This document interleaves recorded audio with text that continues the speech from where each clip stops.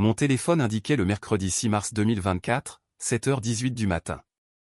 Et mon œil gauche a eu ce petit tressaillement qu'il a toujours lorsque quelque chose d'important est sur le point de se produire. Léa, ma fille de 3 ans, était par terre en pyjama, alignant des petites voitures comme s'il s'agissait d'un détachement de sécurité. Elle m'a regardé comme si mon visage était la météo. « Maman, chaussures ?» a-t-elle demandé. Dans 2 minutes, ai-je répondu, et ma voix est sortie trop calme, volontairement. J'avais un entretien d'embauche à 9h du matin à l'autre bout de la ville, un vrai entretien, une vraie entreprise, un vrai salaire. Le genre de choses qui peut changer toute votre vie si vous ne vous faites pas saboter en chemin. Ma sœur Sophie a envoyé un message à 7h20. Sophie, à quelle heure prends-tu mes enfants? J'ai fixé le message. Puis un autre message est arrivé. Sophie, allô? Puis un appel manqué. Je n'ai pas décroché parce que ce n'était pas nouveau. C'était le même film, la même intrigue, une excuse différente. Mon téléphone a sonné à nouveau. J'ai répondu à la 3e sonnerie parce que mon cerveau a la mauvaise habitude de croire que la famille mérite un accès permanent. Quoi, ai-je dit? Sophie n'a même pas dit bonjour. D'accord, alors, a-t-elle dit, sa voix déjà agacée. Je les dépose à 8h. Non, ai-je dit après un silence. Qu'est-ce que tu veux dire par non? J'ai un entretien. Sophie a expiré comme si je lui avais dit que je détestais les enfants.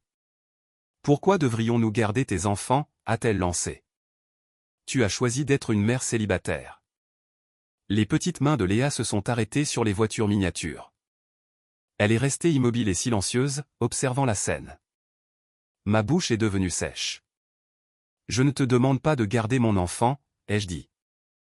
Je te demande d'assumer ton rôle de parent pour tes 4 enfants. Sophie a ri. Pas un rire amusé, un rire méchant. Waouh. Alors, tu ne vas tout simplement pas aider après tout ce qui s'est passé? Après tout ce qui s'est passé, ai-je répété. Tu vis dans l'ancien duplex de maman parce que je lui ai dit de te laisser faire, a-t-elle dit. Tu devrais être reconnaissante. Je paie un loyer, ai-je répondu. À peine. J'ai fixé le miroir du couloir et j'ai regardé mes propres yeux se durcir. Léa a tiré sur ma manche. Maman, a chuchoté Léa. Tata Sophie est fâchée? Ça va aller, lui ai-je dit, et ma voix est devenue douce juste pour elle. Va chercher ton doudou lapin. Au téléphone, Sophie continuait. J'ai déjà prévenu les enfants, a-t-elle dit. Ils sont impatients. Ne rends pas les choses bizarres. Je ne les garde pas, ai-je dit. Le ton de Sophie est devenu plus tranchant, adoptant cette voix raisonnable qu'elle utilise lorsqu'elle est cruelle. Ce n'est que pour quelques heures. Ce n'est pas quelques heures, ai-je dit. C'est chaque week-end. Cela dure depuis 2 ans. Silence. Puis elle l'a répété, plus lentement, comme si le fait de le répéter allait le rendre vrai, tu as choisi d'être une mère célibataire. Mon cerveau comptait comme il le fait toujours quand j'ai peur, 4 enfants, un entretien, une chance. Léa est revenue avec son lapin serré contre ses côtes comme une armure. Je l'ai regardé. J'ai regardé mon téléphone. Sophie parlait encore, planifiant déjà ma vie à ma place. Elle a dit, je pars à 8h. Ne sois pas en retard et assure-toi d'avoir des collations parce que... Je n'ai pas crié. Il n'est pas argumenté. Je n'ai pas fait cette chose où je supplie quelqu'un de me considérer comme une personne. Je n'ai rien dit. J'ai simplement ouvert mes contacts, appuyé sur son nom et je l'ai bloqué. L'appel a coupé. La pièce est devenue silencieuse, à l'exception de la petite respiration de Léa. Elle me regardait en clignant des yeux, comme si elle attendait que le ciel se décide. Je me suis accroupi et j'ai embrassé son front. Nous allons faire quelque chose de différent, lui ai-je dit. Et je le pensais vraiment. Je m'appelle Claire. J'ai 29 ans et je vis à Nantes dans un petit duplex appartenant à ma mère parce que c'était le moyen le moins cher de garder un toit sur nos têtes après mon divorce. Je ne suis pas fier de ce détail, mais c'est la vérité. Mon ex-mari, Thomas, est parti quand Léa avait 6 mois. Ce n'était pas un départ dramatique, mais un départ silencieux. Il avait besoin d'espace. Il n'était pas prêt. Il s'est installé avec une femme de sa salle de CrossFit et a commencé à publier des citations sur le développement personnel, comme s'il avait découvert la maturité émotionnelle au lieu de la lâcheté. La pension alimentaire était fixée à 265 € par mois sur le papier. En réalité, je l'ai reçue 2 fois en 8 mois. Alors, j'ai fait ce que font les mères célibataires. J'ai cumulé les horaires de travail. J'ai vendu des affaires. J'ai arrêté d'acheter tout ce qui n'était pas indispensable à notre survie. Je travaillais à la réception d'un cabinet dentaire pendant la semaine et je faisais des missions de traiteur les week-ends quand je le pouvais. Et c'est là que Sophie s'est incrustée. Sophie a 33 ans, elle est mariée à Antoine, et ils ont 4 enfants, Hugo, 9 ans, Manon, 7 ans, Théo, 5 ans, et Zoé, 2 ans. Il y a 2 ans, Sophie est arrivée un vendredi après-midi avec un sourire qui semblait bienveillant. « Bonne nouvelle », a-t-elle dit, entrant dans ma cuisine comme si c'était la sienne. Antoine et moi allons recommencer à faire des soirées en amoureux. Je me souviens m'être essuyé les mains sur un torchon. Quoi, ai-je dit. Elle a posé un sac à langer sur mon comptoir et a commencé à délasser les chaussures de Zoé. Tu es à la maison les week-ends, a-t-elle dit. Et tu adores les enfants. Ce sera bon pour toi. J'aurais dû dire non dès cet instant. Je ne l'ai pas fait parce que ma famille utilise ce langage particulier des mots qui signifient obéir. La famille s'entraide. N'en fais pas toute une histoire. Sois flexible. Fais en sorte que tout se passe bien. Et j'étais fatigué et j'avais peur. Et j'avais besoin que ma mère continue de me louer le duplex sans que cela ne se transforme en sermon. Alors, j'ai encaissé. Le modèle s'est installé rapidement. Chaque vendredi, Sophie les déposait comme des colis. Chaque dimanche, elle venait les chercher tard avec un café et une histoire à raconter. Elle ne demandait jamais, elle annonçait. Une fois, l'été dernier, j'avais un travail de traiteur le samedi qui payait 165 €. J'avais prévenu Sophie une semaine à l'avance. Elle avait souri et hoché la tête. Puis elle m'a envoyé un message le vendredi à 18h02. Sophie, nous sommes déjà en route. On se voit dans 20 minutes. Je l'ai appelée. J'ai dit, je travaille demain. Je te l'ai dit. Elle a ri comme si j'étais adorable. Annule ton travail. Elle a dit qu'ils avaient besoin de moi. Ils avaient besoin de leurs parents. La voix de Sophie s'est durcie. D'accord, et alors? Tu es trop bien pour eux maintenant. J'ai annulé la mission. J'ai perdu l'argent. Léa me regardait sur le canapé, frottant l'oreille de son lapin comme elle le fait quand elle est anxieuse. Maman est triste, a-t-elle demandé. Je vais bien, ai-je menti. C'était le premier incident. Le deuxième incident a été pire. Sophie a convaincu ma mère de lui donner une clé pour les urgences. Je l'ai découvert quand Sophie est entrée chez moi, dans mon duplex, un samedi matin à 7h11 alors que je n'avais qu'une serviette sur moi. Elle n'avait même pas l'air embarrassée. Détends-toi, a-t-elle dit. C'est la famille. Léa s'est agrippée à ma jambe, une peur pure dans les yeux. Elle est petite, mais elle comprend ce que cela signifie quand quelqu'un peut entrer chez vous sans permission. Cette nuit-là, Léa a mouillé son lit pour la première fois depuis des mois. J'ai changé les draps et j'ai fixé le linge comme s'il détenait les réponses. Le troisième incident est celui qui a glacé quelque chose en moi. Sophie a déposé les enfants et n'est pas revenue le dimanche. Pas d'appel, pas de message. À 21h40, j'ai fini par joindre Antoine. Ouais, a-t-il dit, comme si je l'interrogeais sur la météo. Sophie dort. Nous avons eu une longue journée. Tu as oublié tes enfants, ai-je dit. Il a ricané. Tu es doué pour ça, a-t-il dit. Tu fais partie des meubles. Faisant partie des meubles, comme si j'étais un objet. Je me souviens m'être tenu dans ma cuisine, mon téléphone pressé contre l'oreille, regardant 4 corps endormis sur le sol de mon salon et réalisant une chose simple, je pensais que c'était temporaire. Cela ne l'était pas. Et la partie la plus cruelle? Sophie me regardait toujours comme si j'étais l'égoïste. Parce que dans son esprit, mon temps lui appartenait. Mes week-ends lui appartenaient. Ma capacité à dire « non » n'existait pas. Et puis mon entretien est arrivé, un vrai, pour un poste de responsable de bureau à Lyon. Avantages sociaux complets, horaires réguliers, aide pour la garde d'enfants. Mon ami Camille m'a envoyé l'annonce à minuit et a écrit « Postule maintenant ». Je l'ai fait.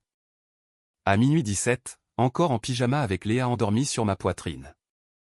Quand ils m'ont rappelé, je n'en ai pas parlé à ma famille. Non pas parce que je suis sournoise, mais parce que je suis fatigué de devoir m'expliquer devant des gens qui entendent « opportunité » et traduisent cela par « tu quittes notre système ». Après avoir bloqué Sophie ce mercredi matin, mon téléphone est resté silencieux pendant exactement 12 minutes. Puis les courriels de ma mère ont commencé à arriver. Objet, appelle-moi. Je ne l'ai pas fait.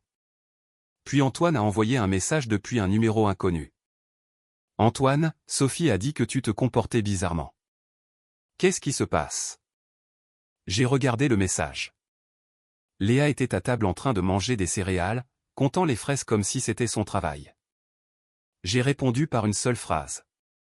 Moi, je ne suis plus disponible pour garder les enfants. Il a répondu rapidement. Ce n'est que pour les week-ends. Je n'ai pas répondu parce que c'est le propre des gens qui vous utilisent, ils décrivent toujours cela comme « juste ». Juste les week-ends, juste une faveur, juste la famille. À 15h46, Sophie m'a envoyé un courriel depuis son compte professionnel. Elle a vraiment fait cela. 2. sophie.h@entrepriserel.fr. Objet, sérieusement. Corps du message, alors, tu vas vraiment punir les enfants parce que tu es fâché contre moi? Maman est contrariée. Tu dois mûrir.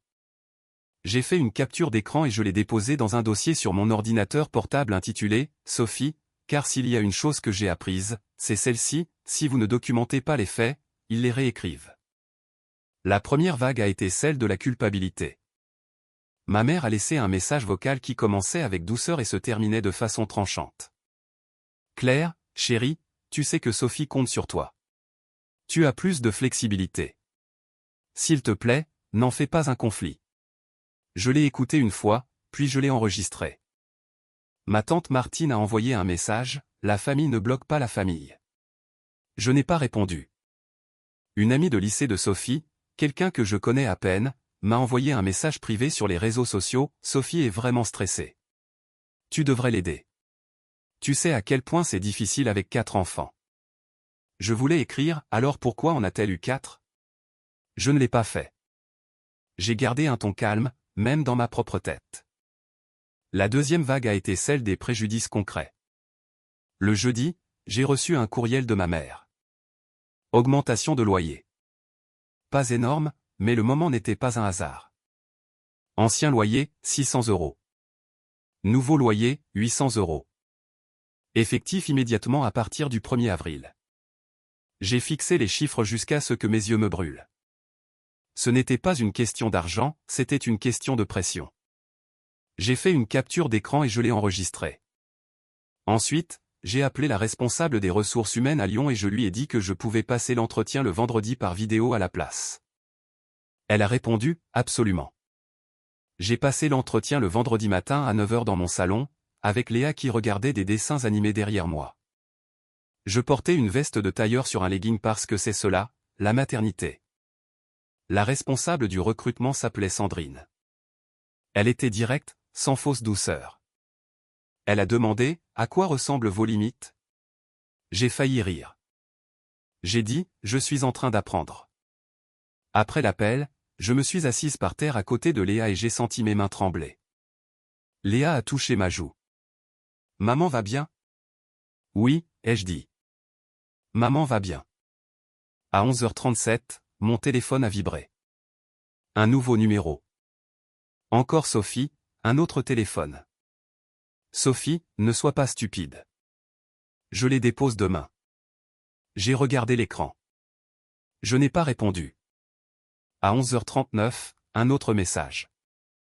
Sophie, si tu n'ouvres pas la porte, je demanderai à maman de me laisser entrer. Mon estomac s'est noué parce qu'elle le ferait vraiment. C'est là que j'ai arrêté de discuter et que j'ai commencé à documenter. J'ai appelé un serrurier. Ce n'était pas par mélo, ni par vengeance, c'était pour ma sécurité. J'ai demandé, pouvez-vous changer les serrures d'un duplex aujourd'hui? Il a répondu, oui. À 14h10, il est arrivé. Il s'appelait Marc. Il sentait le métal et l'hiver. Il a regardé mon ancienne serrure et a dit, quelqu'un a fait des doubles des clés. Je sais, ai-je dit. J'ai payé 198,50 € avec ma carte bancaire. J'ai gardé le reçu. J'ai pris une photo du reçu avec le nouveau verrou visible dans le cadre. Ensuite, j'ai envoyé un courriel à ma mère. Objet, nouvelle serrure. Corps du message, pour des raisons de sécurité, j'ai changé les serrures. S'il vous plaît, ne distribuez pas de clés sans me le demander. Si vous avez besoin d'accéder pour l'entretien, envoyez-moi un message. Je n'ai pas accusé. Je n'ai pas lutté. C'est cela, la limite, calme, Claire. À 16h03, Sandrine des ressources humaines a appelé. Nous aimerions vous proposer le poste, a-t-elle dit. Ma vision s'est brouillée. Je me suis agrippé au comptoir. La date de début est le 1er avril, a-t-elle ajouté. Le forfait de réinstallation est modeste, mais nous pouvons vous aider. J'ai regardé Léa, qui fredonnait pour elle-même, tournant sur elle-même dans le salon comme si la joie était encore permise. J'ai dit, oui, j'accepte. Quand j'ai raccroché, je n'ai pas crié. Je n'ai pas pleuré. J'ai ouvert mon application de notes et j'ai écrit « Déménagement le 22 mars ». Camion réservé. Nouvelle garderie. Postuler lundi. Faire suivre le courrier. Ne rien dire à Sophie, parce que le dire à Sophie transformerait mon plan en bataille, et je ne me battais plus. Je partais. Le vendredi soir, j'ai couché Léa tôt. J'ai fait mes valises tranquillement. Pas tout, juste l'essentiel, livret de famille, carte de sécurité sociale, ma lettre d'embauche et le dossier intitulé Sophie avec les captures d'écran et les dates. À 21h14, ma caméra de surveillance a émis un signal. Mouvement détecté. J'ai ouvert le flux en direct. La voiture de Sophie était dans mon allée comme si elle lui appartenait. Le coffre s'est ouvert.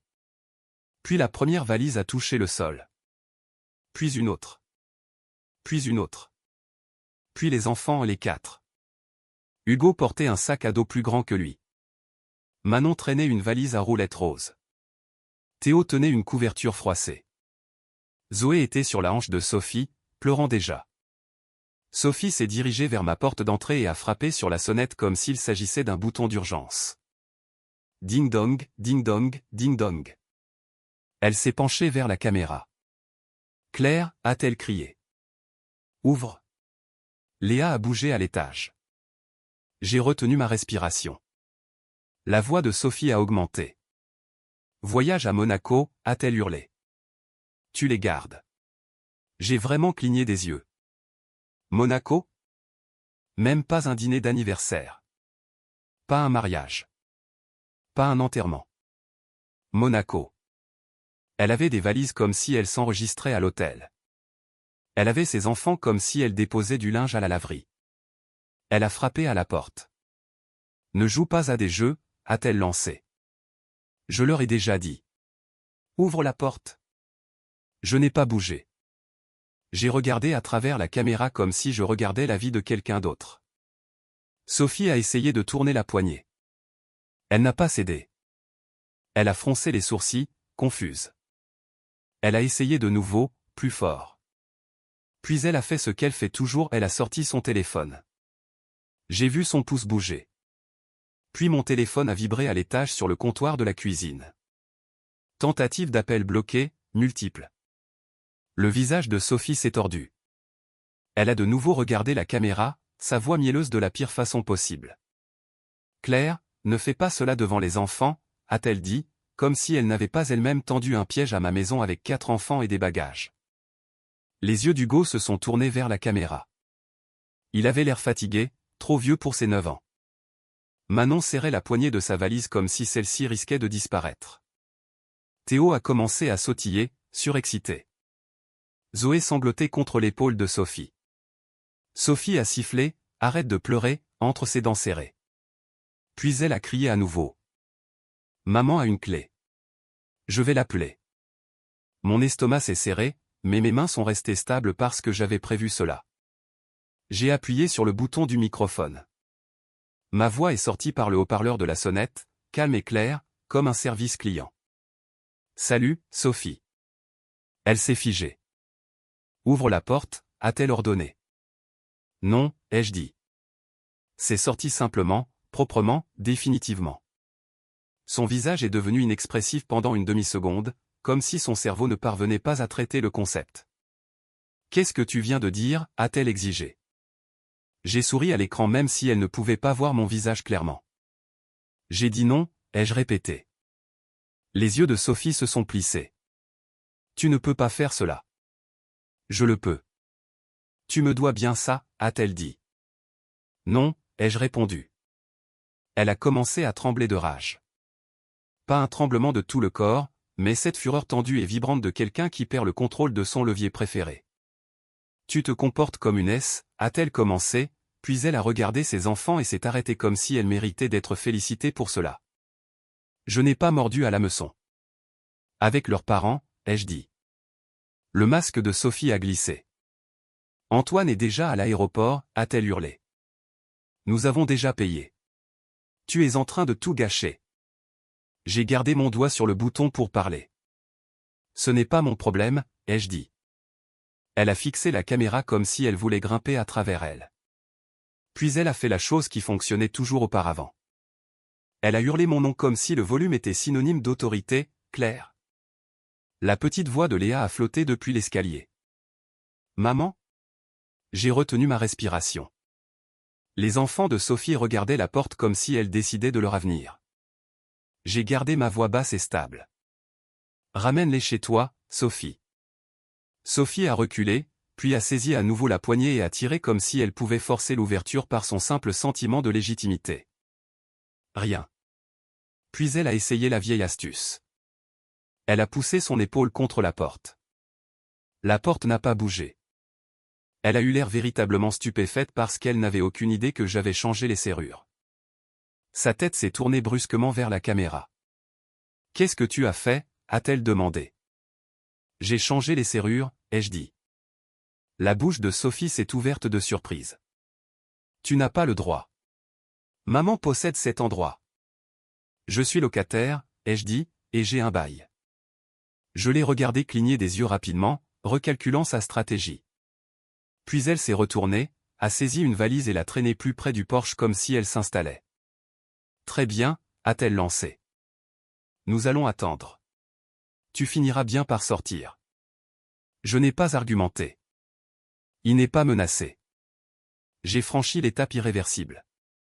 J'ai appelé la police pour signaler une violation de propriété calmement, en donnant mon adresse et en précisant que des enfants étaient impliqués. Quand l'agent est arrivé 20 minutes plus tard, le ton de Sophie a changé instantanément. « Oh, merci mon Dieu », a-t-elle dit, faisant un signe de la main comme si tout cela n'était qu'un malentendu. Ma sœur refuse d'aider. Elle a des problèmes.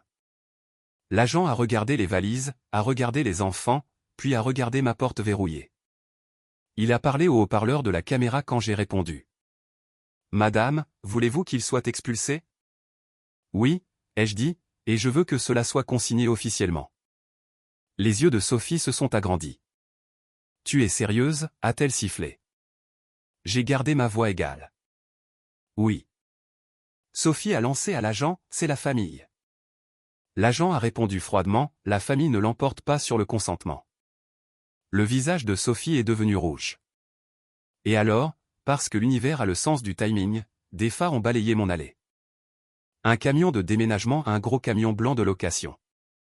Mon camion de déménagement. Le verrou de marque brillait sous la lumière du Porsche. Sophie s'est retournée lentement, comme si elle était dans un film d'horreur et que le monstre venait de se dresser derrière elle.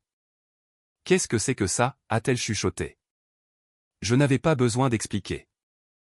Le conducteur est descendu. Mon amie Camille a sauté du côté passager et a fait un signe de la main à ma caméra parce qu'elle est mesquine de la manière la plus saine qui soit.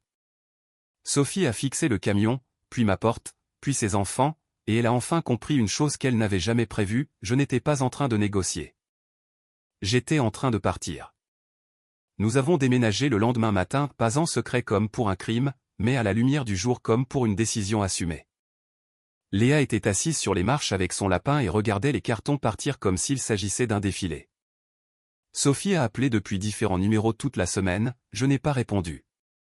Elle a envoyé 2 courriels à mon adresse professionnelle, je me les suis transférés et je les ai enregistrés. Ma mère s'est présentée une fois, les bras croisés, dans l'allée. « Tu as embarrassé ta sœur » a-t-elle dit. Elle s'est embarrassée elle-même et elle a fait peur à mon enfant. C'est la famille. J'ai regardé Léa attentivement, attachant sa ceinture de sécurité, puis j'ai regardé ma mère. L'accès à ma personne n'est pas un droit familial. Ensuite, maman a essayé la manière douce. Elle a apporté des pâtisseries comme si le sucre pouvait effacer les limites. Sophie traverse une période difficile. Je traverse une période difficile depuis 2 ans, ai-je répondu.